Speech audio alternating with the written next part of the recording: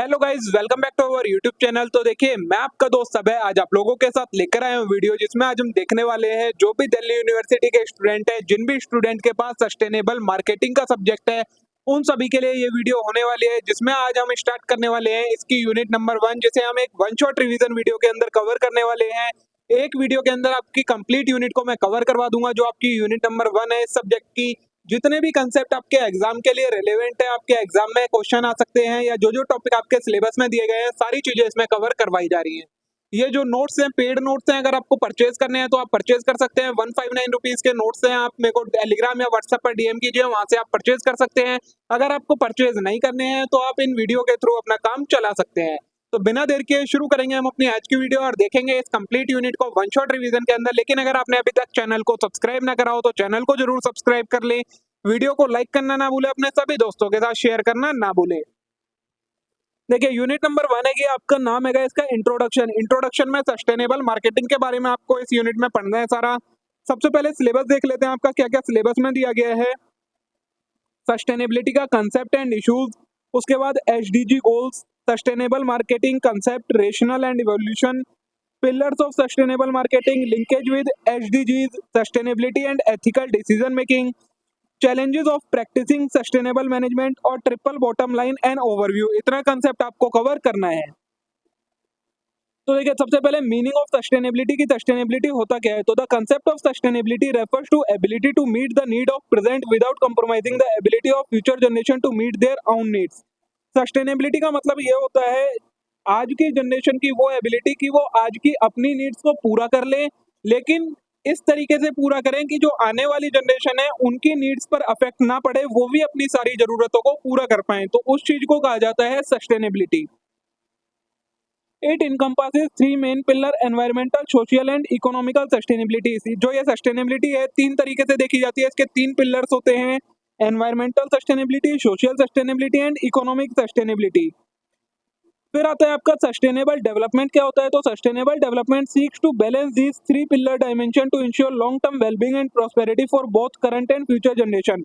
Sustainable development का मतलब होता है एक बैलेंस बनाना इन तीनों डायमेंशंस के बीच में, जिससे लॉन्ग टर्म वेलबींग हो, प्रॉस्पेरिटी रहे आने वाली जनरेशन के लिए भी और जो अभी करंट की जनरेशन है उनके लिए भी। तो देखिए, पहला पिलर है जो आपका वो है एनवायरमेंटल सस्टेनेबिलिटी। तो environmental sustainability focuses on preserving and protecting natural resource, ecosystem and biodiversity. Environmental sustainability के अंदर क्या आता है, किस चीज पर फोकस करा जाता है। जो आपका नेचुरल रिसोर्स है, इकोसिस्टम है और बायोडाइवर्सिटी है, उसे प्रिजर्व करना है, प्रोटेक्ट करना है। It involve minimising environmental degradation, reducing pollution, conserving energy and water and mitigating the impact of climate change.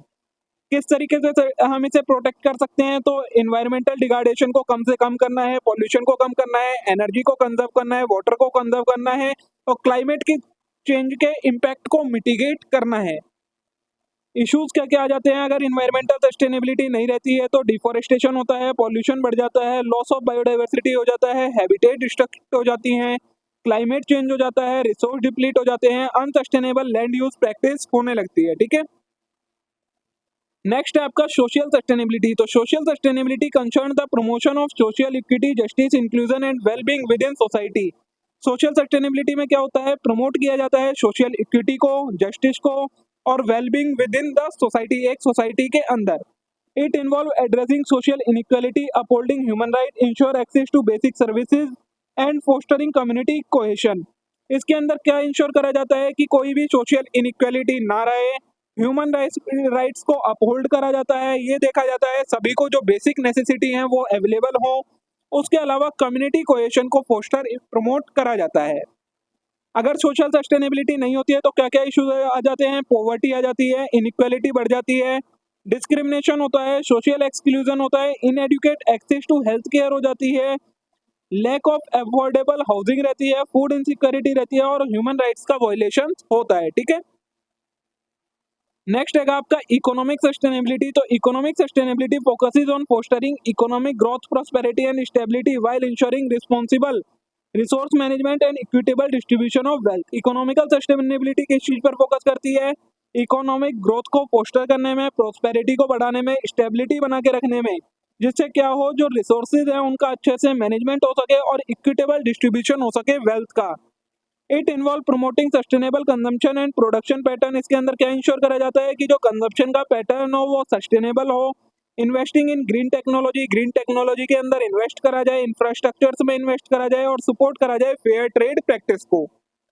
अगर ये नहीं होता है तो क्या क्या इश्यूज आ जाते हैं? इकोनॉमिकल इनइक्वालिटी आ जाती है, अनसस्टेनेबल कंजप्शन पैटर्न हो जाता है, ओवर एक्सप्लॉइटेशन होने लगता है नेचुरल रिसोर्सेज का, फाइनेंशियल इनस्टेबिलिटी आ जाती है, अनसस्टेनेबल डेट लेवल हो जाता है, एक्सप्लॉइटेशन होता है लेबर का, lack of access to economic opportunity, और जो इकोनॉमिक अपॉर्चुनिटी है उन तक एक्सेस नहीं हो पाती है। ठीक है, तो ये आपका कंसेप्ट था सस्टेनेबिलिटी का। ठीक है, अब आता है आपका एचडीजी गोल्स क्या होते हैं। तो the sustainable development goals, SDG की फुल फॉर्म होती है sustainable development goals, are a set of 17 global goals adopted by United Nations in 2015 as a part of 2030 Agenda for Sustainable Development।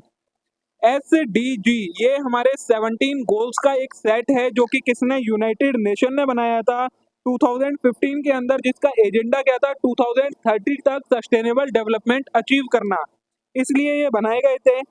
These goals aim to address a range of interconnected social, economical, and environmental challenges facing the world and guide effort toward sustainable development।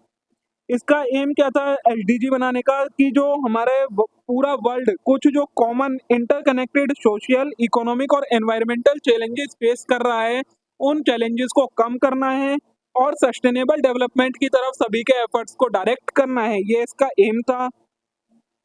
Each goal is accompanied by specific target and indicator to track progress। जो 17 goals हैं इसके अंदर, उन सभी goals के specific target हैं और उनकी प्रोग्रेस को ट्रैक करने के उनके अपने अलग अलग इंडिकेटर्स हैं। अब देखिए, जो वो 17 गोल हैं काफी ज्यादा डिटेल हो जाएगी अगर आप सारे गोल्स के बारे में पढ़ेंगे, तो इतना पढ़ने की जरूरत नहीं है आपको, मैं 17 गोल्स के नाम बता दे रहा हूँ, आप नाम से समझ के इनके बारे में लिख सकते हैं। देखिए, पहला गोल था नो पॉवर्टी, मतलब पूरे वर्ल्ड में से पॉवर्टी को खत्म करना है। जीरो हंगर, मतलब सभी को 2 टाइम का खाना अवेलेबल होना चाहिए। गुड हेल्थ एंड वेलबींग, मतलब सभी को हेल्थ केयर की फैसिलिटी मिलनी चाहिए। क्वालिटी एजुकेशन, सभी के पास एजुकेशन होनी चाहिए। जेंडर इक्वलिटी, किसी भी टाइप का डिस्क्रिमिनेशन नहीं होना चाहिए। Clean water and sanitation, clean water की फैसिलिटी और सभी के घर में सैनिटेशन की फैसिलिटी होनी चाहिए। अफोर्डेबल एंड क्लीन एनर्जी, जो एनर्जी हम यूज कर रहे हैं, मतलब या जो फ्यूल्स हम यूज कर रहे हैं वो अफोर्डेबल होने चाहिए और क्लीन फ्यूल्स होने चाहिए। Decent work and economic growth, अच्छे से फेयर ट्रेड प्रैक्टिसेस से काम करना है और इकोनॉमी की ग्रोथ करनी है। इंडस्ट्री, इनोवेशन एंड इंफ्रास्ट्रक्चर, इन 3 चीजों पर ज्यादा इन्वेस्टमेंट करनी है। रिड्यूस इनइक्वालिटी, इनइक्वालिटी को खत्म करना है। Sustainable cities and communities, community और सिटीज सस्टेनेबल होनी चाहिए। रिस्पॉन्सिबल कंजम्पशन एंड प्रोडक्शन, जो कंजम्पशन और प्रोडक्शन है वो उतना ही होना चाहिए जितने की जरूरत है, ओवर प्रोडक्शन या कंजम्पशन नहीं होना चाहिए। क्लाइमेट एक्शन, क्लाइमेट में चेंज आ रहे हैं उनके लिए एक्शंस लेने चाहिए। लाइफ बिलो वाटर, पानी के नीचे जो लाइफ है, मतलब जो भी मैराइन एनिमल्स वगैरह हैं उनको प्रोटेक्ट करना है। लाइफ ऑन लैंड, जो धरती पर एनिमल्स या ह्यूमन बीइंग है उनको प्रोटेक्ट करना है। Peace, justice and strong institution, मतलब जो कॉन्स्टिट्यूशन वगैरह है या जो भी जस्टिस हैगा एक तरीके से वो मेंटेन करके रखना है। पार्टनरशिप फॉर द गोल, और सभी को इन गोल्स को अचीव करने के लिए पार्टनरशिप करनी है। ये 17 गोल्स हैं एचडीजी के अंदर। ठीक है, अब नेक्स्ट कंसेप्ट स्टार्ट होता है आपका सस्टेनेबल मार्केटिंग का। तो sustainable marketing also known as green marketing और इको मार्केटिंग, इसे हम ग्रीन मार्केटिंग या इको मार्केटिंग के नाम से भी जानते हैं, is an approach to marketing that emphasise environmental and social responsibility as well as long term sustainability. जो कि क्या है, एक अप्रोच है जो कि किस चीज पर फोकस करती है, एनवायरमेंटल और सोशल रिस्पॉन्सिबिलिटी पर फोकस करती है और लॉन्ग टर्म सस्टेनेबिलिटी बना के रखने में मदद करती है।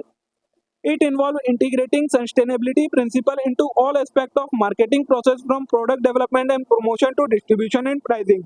इसके अंदर क्या करा जाता है, जो सस्टेनेबिलिटी के प्रिंसिपल हैं उन्हें इंटीग्रेट करा जाता है मार्केटिंग के जो कंपोनेंट हैं उनके साथ।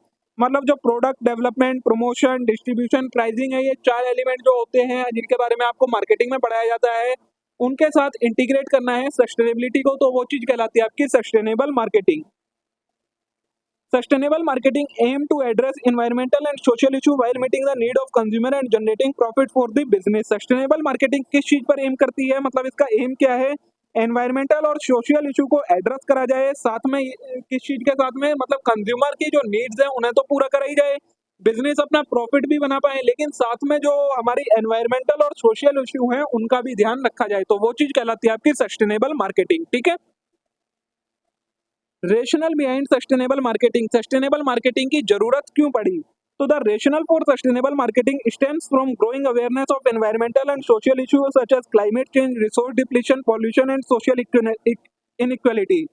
जब लोगों को पता चला किस चीज के बारे में, अवेयरनेस आई एनवायरमेंटल और सोशल इशू के बारे में कि क्लाइमेट चेंज हो रहा है, रिसोर्स डिप्लीट हो रहे हैं, पॉल्यूशन बढ़ रहा है और सोशल इनइक्वालिटी आ रही है, तब लोगों को लगा कि हाँ, सस्टेनेबल मार्केटिंग होनी चाहिए और हमें इसे अडॉप्ट करना चाहिए। Consumers are increasingly concerned about the environmental and social impact of product and brand are seeking more sustainable alternative। जो कंज्यूमर हैं वो कंसर्न हो गए हैं कि उन प्रोडक्ट का एनवायरमेंट और सोशल लाइफ पर क्या इम्पैक्ट पड़ रहा है, उसको देखकर प्रोडक्ट खरीद रहे हैं। और जो ब्रांड्स हैं, मतलब जो कंपनीज हैं, वो भी सस्टेनेबल प्रोडक्ट्स ही प्रोड्यूस कर रही हैं। Sustainable marketing can enhance brand reputation, attract environmentally and socially conscious consumer and drive long-term customer loyalty and trust। Sustainable marketing से क्या होता है, ब्रांड की रेपुटेशन बढ़ती है, ब्रांड को लॉयल कस्टमर मिल जाते हैं और लॉन्ग टर्म लॉयल्टी क्रिएट रहती है उनके साथ। ठीक है। तो ये आपका रेशनल था सस्टेनेबल मार्केटिंग का। इवोल्यूशन कैसे हुआ सस्टेनेबल मार्केटिंग का? तो sustainable marketing has evolved in response to changing consumer preference, regulatory requirement and stakeholder expectations. तीन चीजों की वजह से सस्टेनेबल मार्केटिंग आया। कंज्यूमर की प्रेफरेंसेस में चेंज आया, रेगुलेटरी रिक्वायरमेंट्स में चेंज आया और स्टेक होल्डर की एक्सपेक्टेशंस में चेंज आया, तब सस्टेनेबल मार्केटिंग का कंसेप्ट का इवॉल्व हुआ है। In the past, marketing focused primarily on creating value for shareholder, often at expense of environmental and social consideration। पहले क्या होता था, मार्केटिंग के अंदर सिर्फ ये देखा जाता था कि जो शेयर होल्डर हैं, स्टेक होल्डर हैं, उनकी वेल्थ को बढ़ाया जाए, इन्वायरमेंटल और चाहे सोशल कुछ भी इम्पैक्ट हो, वो चीज नहीं देखी जाती थी। However, this approach is no longer viable in the face of growing sustainability challenges। लेकिन जैसे जैसे सस्टेनेबिलिटी चैलेंजेस बने, वैसे वैसे ये अप्रोच अब काम की नहीं रही और इसे चेंज कर दिया गया। Over time, business has recognized the need to adopt more sustainable practice and integrate sustainability into their marketing strategy to remain competitive and relevant in rapidly changing world। आज के टाइम पर क्या है, बिजनेस ने इस चीज को समझा कि हमें सस्टेनेबल प्रैक्टिस अडॉप्ट करनी चाहिए, अपनी सस्टेनेबिलिटी को मार्केटिंग स्ट्रेटेजीज में इंटीग्रेट करना चाहिए, जिससे वो कॉम्पिटिटिव बने रहे मार्केट के अंदर और अपने आप को अडॉप्ट कर पाए चेंजिंग एनवायरनमेंट के according. The evolution of sustainable marketing has been driven by various factors including advancement in technology, shift in consumer behavior, increased collaboration and advocacy among business, government, NGOs and other stakeholders। Evolution कैसे हुआ sustainable marketing का? जब कई सारे factor हैं जिस पर ये डिपेंड करता है। टेक्नोलॉजी में चेंज आया, कंज्यूमर के बिहेवियर में शिफ्ट हुआ, कोलैबोरेशंस इंक्रीज हो गए बिजनेस, गवर्नमेंट, एनजीओज और स्टेक होल्डर के। तो इन सारी चीजों की वजह से इवोल्यूशन हुआ है एक तरीके से, मतलब ये फैक्टर हैं जो इवोल्यूशन में हेल्पफुल हैं सस्टेनेबल मार्केटिंग के। ठीक है। नेक्स्ट कंसेप्ट आता है पिलर ऑफ सस्टेनेबल मार्केटिंग। वैसे तो आपको ये ऊपर जो तीन पढ़ाए थे उन्हीं को और एक्सप्लेन कर रखा है। सबसे पहला आता है पिलर में एनवायरमेंटल स्टीवर्डशिप। तो environmental stewardship focus on minimising negative environmental impact throughout the product life cycle from sourcing raw material to disposal और रिसाइकलिंग। क्या बोला है, एनवायरमेंटल स्टीवर्डशिप फोकस करता है कि कम से कम जब से प्रोडक्ट बनना स्टार्ट होता है रॉ मटेरियल से लेकर जब तक वो डिस्पोज ऑफ नहीं होता, तो ये ध्यान रखना है कि कम से कम एनवायरमेंट के ऊपर इस प्रोडक्ट का इम्पैक्ट पड़े, मतलब इससे कोई भी एनवायरमेंट को नुकसान ना हो। It includes sustainable sourcing, eco friendly production, green product design and sustainable packaging. ये किस किस की चीजों की मदद से करा जाता है? सस्टेनेबल सोर्सेज का यूज करा जाता है, इको फ्रेंडली तरीके से प्रोडक्शन करा जाता है, ग्रीन प्रोडक्ट डिजाइन करा जाता है और जो पैकेजिंग होती है वो भी सस्टेनेबल करी जाती है। सेकेंड पिलर आता है सोशल रिस्पॉन्सिबिलिटी। तो social responsibility Intel promoting social equity, human right and wellbeing through out the value chain. Value chain के अंदर सोशल इक्विलिटी बना के रखना, ह्यूमन राइट्स को मेंटेन रखना और वेलबींग बना के रखना, ये आता है आपका सोशल रिस्पॉन्सिबिलिटी के अंदर। इसके अंदर क्या क्या चीजें इंक्लूड करी जाती हैं? तो fair labour practice, community engagement, diversity inclusion and stakeholder की इंगेजमेंट। मतलब जो भी काम करें फेयरली तरीके से करें, पूरी कम्युनिटी को इन्वॉल्व रखें उसके अंदर, डाइवर्सिटी मतलब अलग अलग बैकग्राउंड के लोगों को इन्वॉल्व रखें और स्टेक होल्डर की भी इंगेजमेंट बनाकर रखें। ठीक है। थर्ड पिलर है इकोनॉमिक वायबिलिटी। तो economic viability involve balancing sustainability with profitability and long term business success. क्या बोला है, इकोनॉमिक वायबिलिटी का मतलब क्या होता है? सस्टेनेबिलिटी को कनेक्ट करना प्रॉफिटेबिलिटी के साथ और लॉन्ग टर्म बिजनेस की सक्सेस के साथ। इसके अंदर कैसे करा जाता है, तो वैल्यू क्रिएशन करी जाती है, कॉस्ट एफिशिएंसी, मार्केट डिफरेंशिएशन और लॉन्ग टर्म ओरिएंटेशन की मदद से ये सारी चीजें करी जाती है। ठीक है, ये आपके 3 पिलर हो गए सस्टेनेबल मार्केटिंग के। अब नेक्स्ट कंसेप्ट आता है linkage of sustainable marketing with SDGs. कि सस्टेनेबल मार्केटिंग जो आपके self development sustainable development goals हैं उनके साथ इसकी क्या लिंकेज है। तो sustainable marketing is closely linked with sustainable development goals as outlined by United Nation. The SDG provide a framework for addressing global challenge and promoting sustainable development in 3 key dimensions: social, environmental and economic। जो sustainable development goals हैं वो एक framework provide करवाते हैं कि इस चीज का कि जो भी ग्लोबल चैलेंजेस हैं और उनको एड्रेस करा जा सके और जो सस्टेनेबल डेवलपमेंट है उसे प्रमोट करा जा सके 3 डायमेंशंस के अंदर: सोशली, इन्वायरमेंटली और इकोनॉमिकली।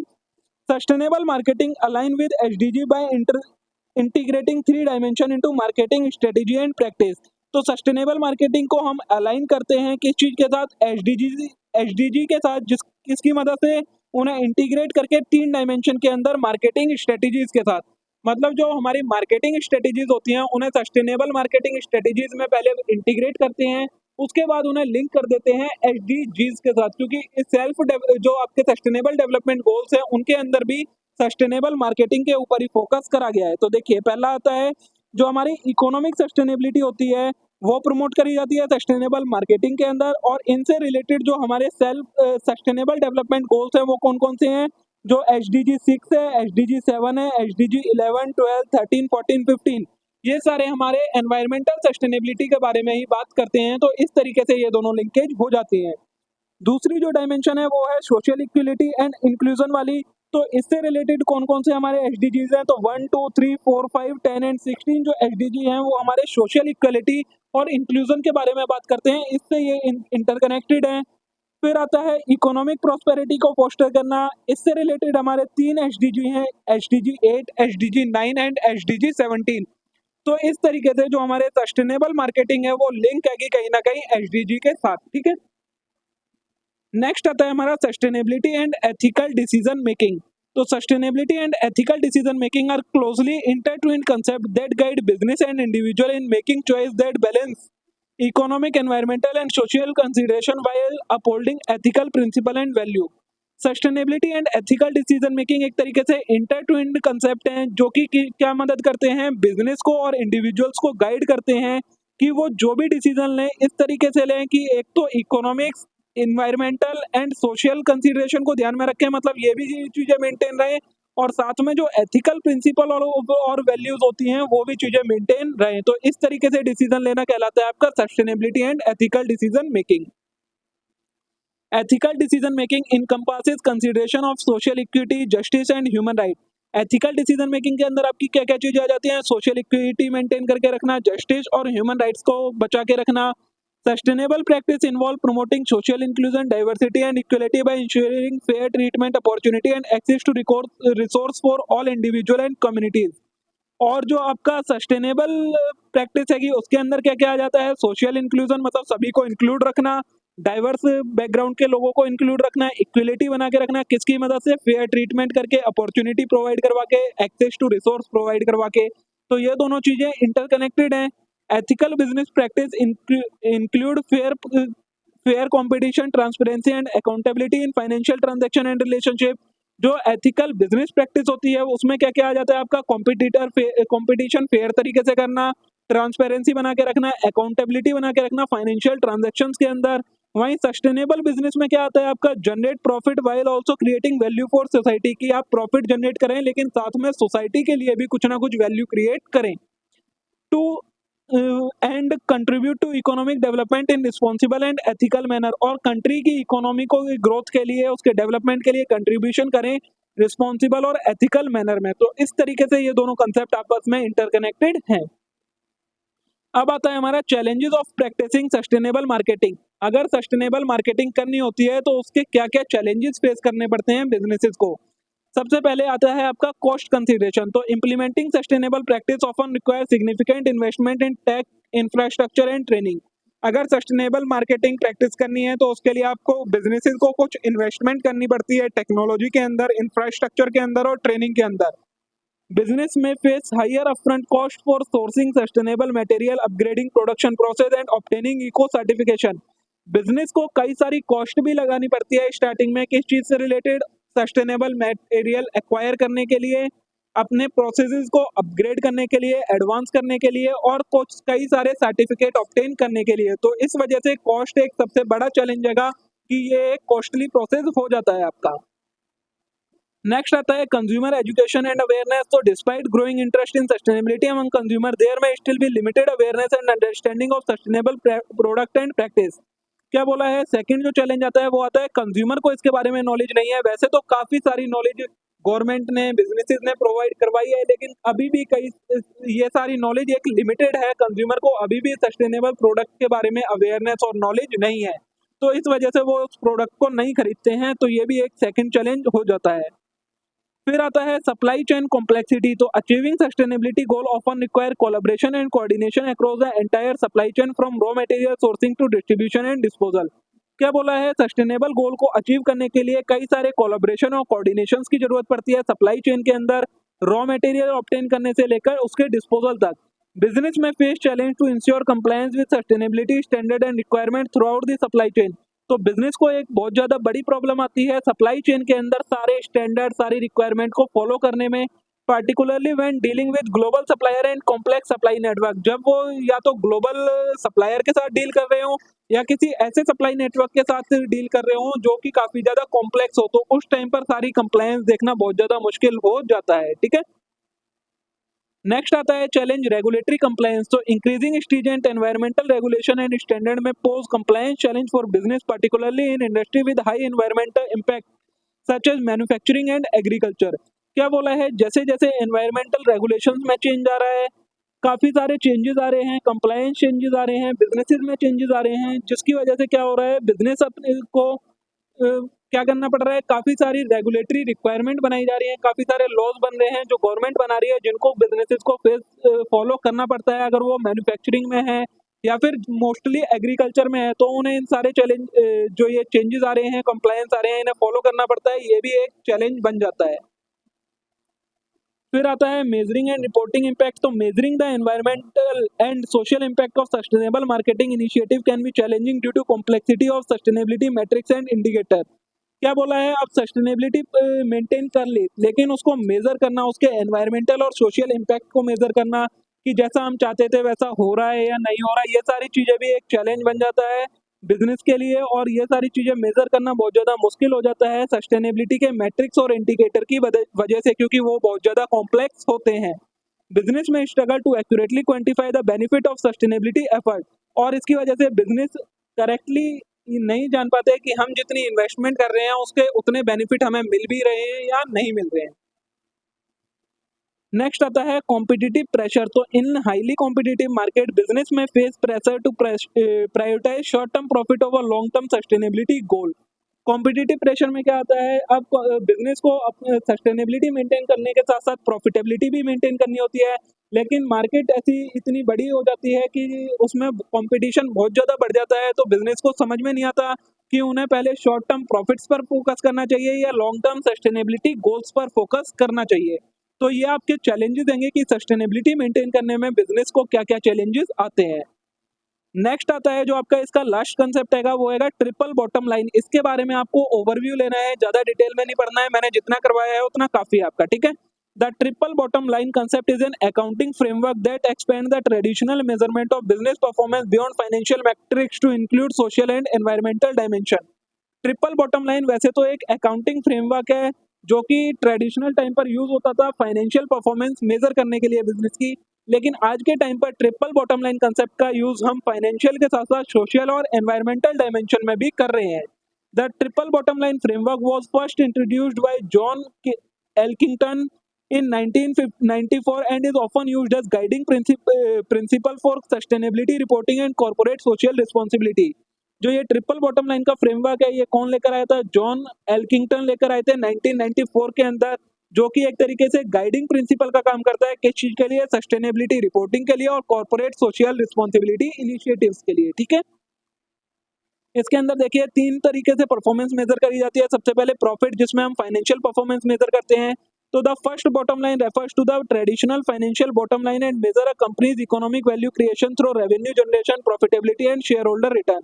जो पहली बॉटम लाइन होती है, सबसे नीचे वाली ट्रेडिशनल फाइनेंशियल बॉटम लाइन जिसे बोलते हैं, वो कंपनी की इकोनॉमिक वैल्यू क्रिएशन मेजर करती है कि कंपनी कितनी वैल्यू क्रिएट कर रही है, किसकी मदद से, रेवेन्यू जनरेशन कितना हो रहा है, प्रॉफिटेबिलिटी कितनी है और शेयर होल्डर को कितना रिटर्न है, इसके बेसिस पर। Profitability is essential for long-term viability and success of business and serve as primary indicator of financial health। जो प्रॉफिटेबिलिटी है वो बहुत ज़्यादा इसेंशियल होता है बिजनेस की लॉन्ग टर्म वायबिलिटी के लिए, बिजनेस की सक्सेस के लिए, और एक प्राइमरी इंडिकेटर होता है फाइनेंशियल हेल्थ का। नेक्स्ट आता है हमारा पीपल, जो कि पीपल से को देखकर क्या मेजर होता है, सोशल परफॉर्मेंस। तो the second bottom line focus on social dimension of sustainability and measure a company's impact on people including employ, customer, community and other stake holder.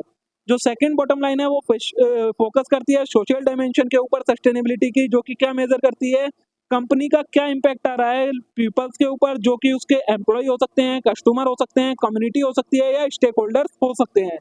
Social performance encompasses factors such as labor practice, human rights, diversity and inclusion, community engagement and philanthropy। Social performance के अंदर आपकी क्या क्या चीजें आ जाती हैं, क्या क्या फैक्टर्स आ जाते हैं, तो labour practice, human right, diversity and inclusion, community engagement, ये सारी चीजें आपकी सोशल परफॉर्मेंस के अंदर आ जाती हैं। ठीक है, नेक्स्ट आता है हमारा प्लेनेट। प्लेनेट से क्या मेजर होता है, एनवायरमेंटल परफॉर्मेंस। तो the third bottom line addresses the environmental dimension of sustainability and measure a company's impact on planet including its natural resource, pollution emission and ecological footprint. जो third bottom line है वो क्या major करती है, environmental dimension major करती है sustainability की, जिससे क्या मेजर करा जाता है कि कंपनी का क्या इम्पैक्ट पड़ रहा है प्लेनेट के ऊपर, नेचुरल रिसोर्सेज के ऊपर, पॉल्यूशन के ऊपर और इकोलॉजिकल फुटप्रिंट्स पर। Environmental performance encompasses factor energy efficiency, waste management, carbon emission, water conservation and biodiversity conservation। तो एनवायरमेंटल परफॉर्मेंस के अंदर आपकी क्या क्या चीजें आ जाती हैं, किसके बेसिस पर मेजर करी जाती है, तो कैसी एनर्जी एफिशिएंसी है कंपनी की, वेस्ट मैनेजमेंट कैसा है, कितना कार्बन इमिशन है, वाटर कंजर्वेशन कैसा है और बायोडाइवर्सिटी कंजर्वेशन कैसा है, इसके बेसिस पर एनवायरमेंटल परफॉर्मेंस मेजर करी जाती है। ठीक है, तो देखिए दोस्तों, इसी के साथ यहाँ पर आपकी जो ये यूनिट नंबर 1 है, इसकी वन शॉट रिवीजन कंप्लीट हो जाती है। जो भी कंसेप्ट आपके एग्जाम के लिए रिलेवेंट थे, सारी चीजें मैंने आपको कवर करवा दी हैं। होप्स तो आप सभी के लिए वीडियो यूजफुल रही होगी, आप लोगों को पसंद आई होगी। वीडियो अच्छी लगी हो, वीडियो को लाइक करना मत भूलिएगा, चैनल को जरूर सब्सक्राइब कर लेना इस टाइप के और कंटेंट के लिए। अब हम मिलते हैं नेक्स्ट वीडियो में। Thank you.